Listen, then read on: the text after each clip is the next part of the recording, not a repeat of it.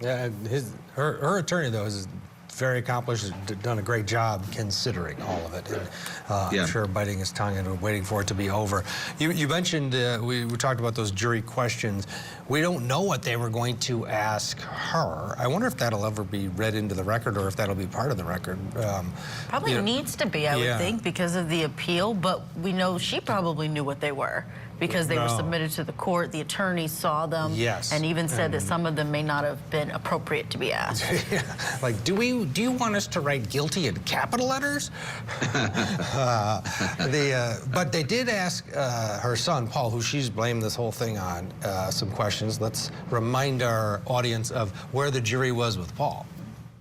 I take that, Michael, as the jury's watching him, and they're thinking, all right, this kid's got some issues, but also that they may be looking at him as a victim of Mommy Dearest. I don't think they were going to be asking her a softball question like that.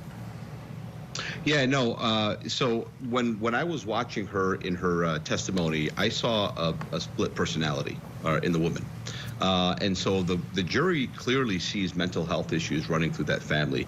And when you look at that kid, you know, just as a juror, right, if you're sitting in that courtroom and you're watching that kid, you're watching his demeanor, you're watching his weight and just the way he looks and then the things that they're alleged to have been doing, right, to his younger brother, you're going to come to the conclusion that there's clearly some mental issues. And they asked several questions all related to mental health, right?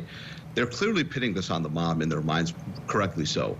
And they're looking at the kid, and the kid is basically following the orders of a monster. So they're asking him, the questions are basically to put him aside. Like, hey, you have mental health issues, you have autism. You know, can you confirm 1, 2, 3, 4, 5?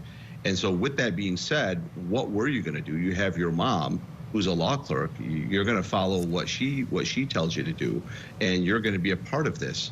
And so in the jury's mind, that's where they're going. And that would be the right conclusion if I was a juror looking at this evidence. Yeah, it gives